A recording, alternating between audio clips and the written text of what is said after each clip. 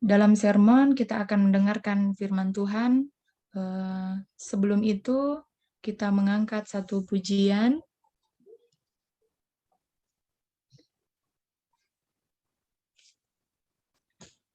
Hanya Yesus jawaban hidupku. Kalau ku cari damai, hanya ku dapat dalam Yesus. Kalau ku cari ketenangan, hanya ku temui di dalam Yesus. Tak satu pun dapat menghiburku, tak seorang pun dapat menolongku. Hanya Yesus jawaban hidupku. Bersama Dia hatiku damai, walau dalam lembah lama. bersama hatiku tenang, walau penuh tantangan, tak satu pun dapat menghiburku, tak seorang pun dapat menolongku. Hanya Yesus jawaban hidupku. Baik, sebelum kita berdoa, kita siapkan bacaan firman yang akan kita baca, yaitu dari Matius 5 ayat 21 sampai 26. Matius 5 ayat 21 sampai 26.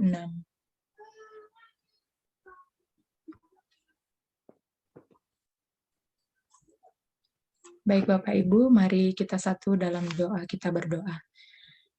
Tuhan Yesus, Bapa kami di surga, Bapa kami yang Maha Agung, terima kasih Tuhan atas penyertaan-Mu di sepanjang kehidupan kami, khususnya pada malam hari ini, kami berjumpa lagi bersama Bapak Pendeta dan rekan-rekan majelis dalam kegiatan sermon kami untuk membahas kegiatan-kegiatan pelayanan kami. Terima kasih Tuhan, pada malam hari ini kami akan membaca dan mendengarkan firman-Mu, kiranya Engkau memberkati Tuhan, firman-Mu dapat kami aplikasikan dalam kehidupan kami sehari-hari.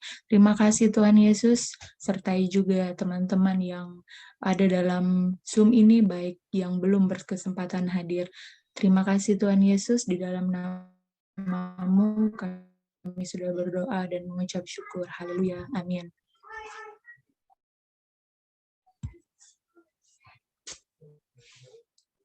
Firman Tuhan Matius 5 ayat 21 sampai 26 dengan perikop Yesus dan hukum Taurat. Yesus dan hukum Taurat.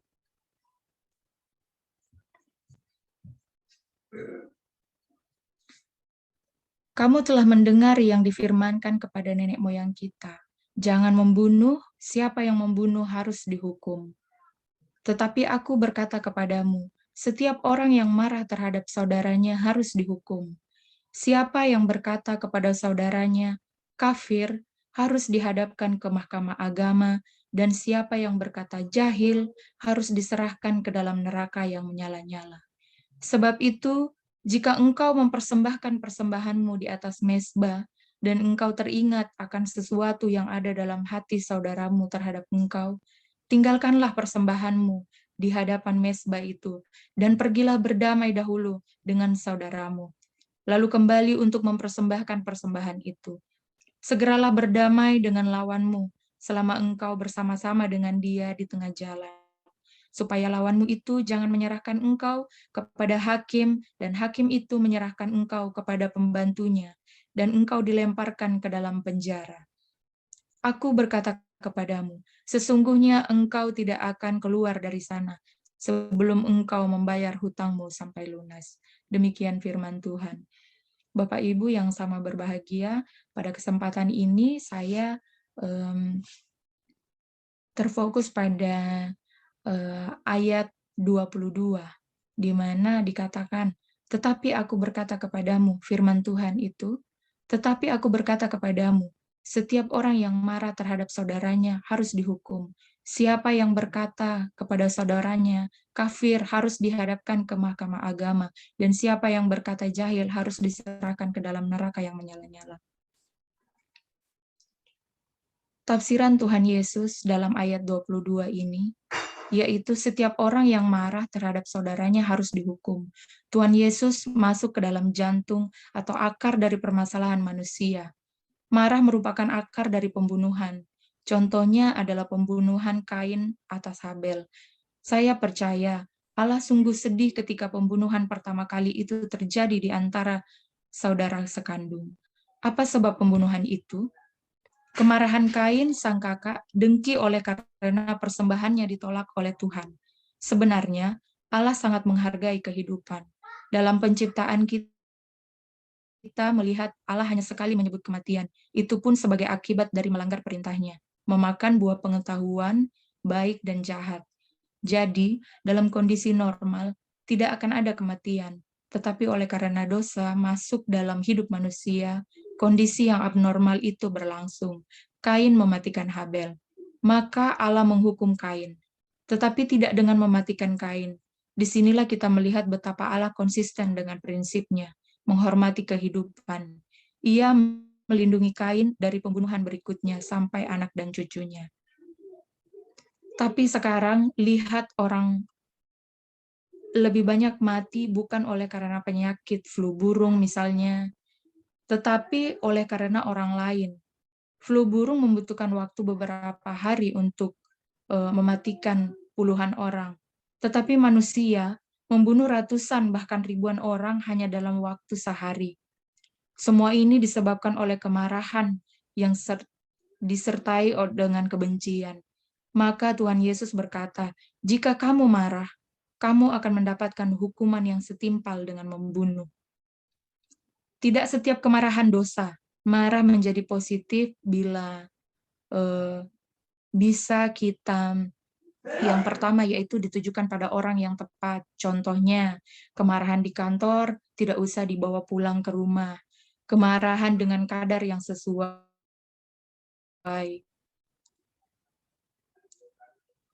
Kemudian yang ketiga, kemarahan pada waktu yang tepat. Yang keempat, kemarahan demi tujuan yang benar, yaitu supaya orang itu bertobat. Kemudian yang terakhir, kemarahan dengan cara yang baik, yaitu jelas dan komunikatif.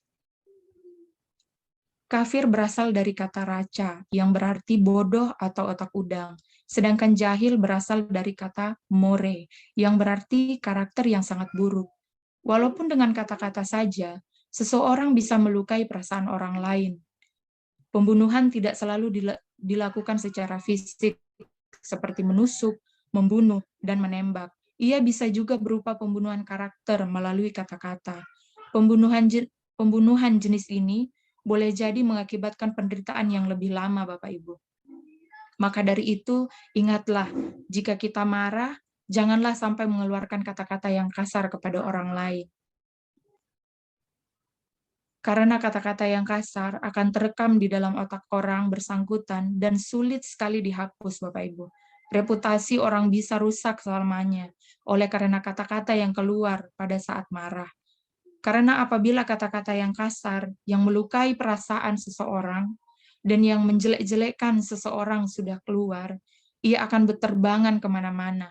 Kita tidak dapat lagi memungutnya kembali, Bapak Ibu. Itu akan selamanya menjadi bayangan luka yang mendalam bagi orang tersebut.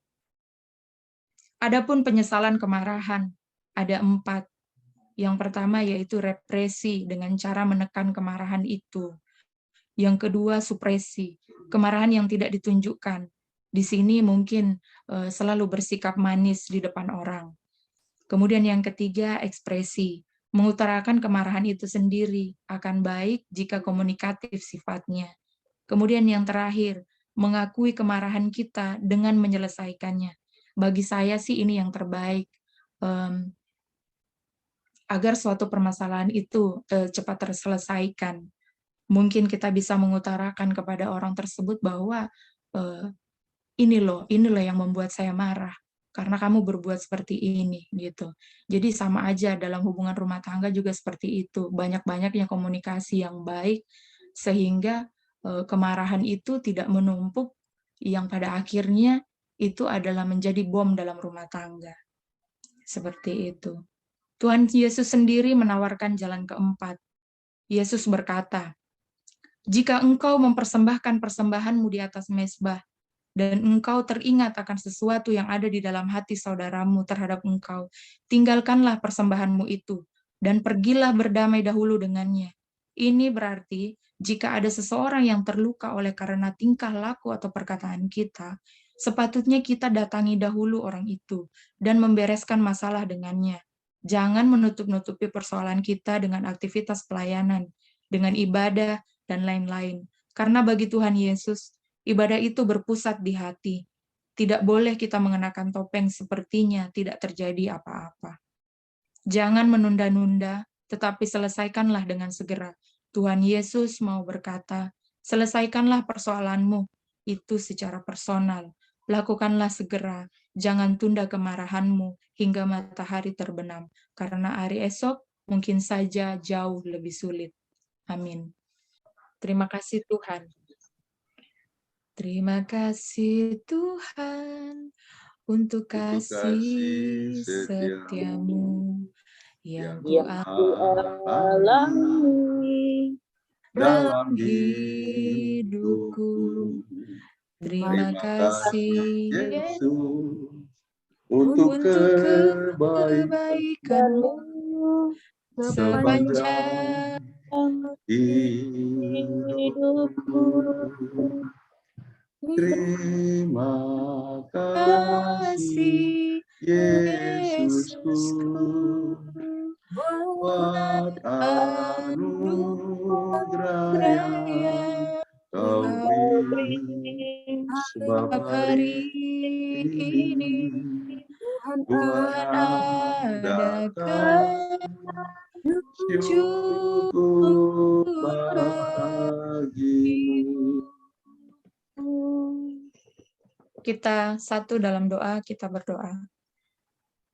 Terima kasih Tuhan Yesus, kami pada malam hari ini sudah menyelesaikan atau melaksanakan sermon serta pembahasan kami dalam beberapa agenda di sermon kami. Terima kasih Tuhan, kami percaya semua itu atas penyertaan dan kasih-Mu. Kiranya Engkau memberkati Tuhan dalam setiap rencana-rencana kami, di mana hari Minggu tanggal 12 Juni kami akan berkoordinasi dengan Majelis Pospel Haleluya Bekasi. Kiranya Engkau memberkati Tuhan dalam setiap perencanaan pelayanan kami. Engkau memberkati juga Pospel Maranatha Cibubur. Terima kasih Tuhan, pada malam hari ini kami akan menutup perjumpaan kami di aplikasi Zoom ini. Engkau memberkati Bapak Pendeta dan majelis, baik yang ada dalam Zoom ini maupun yang belum kesempatan bersama-sama kami di sini. Terima kasih Tuhan Yesus, di dalam nama-Mu kami sudah berdoa dan mengucap syukur. Haleluya. Amin.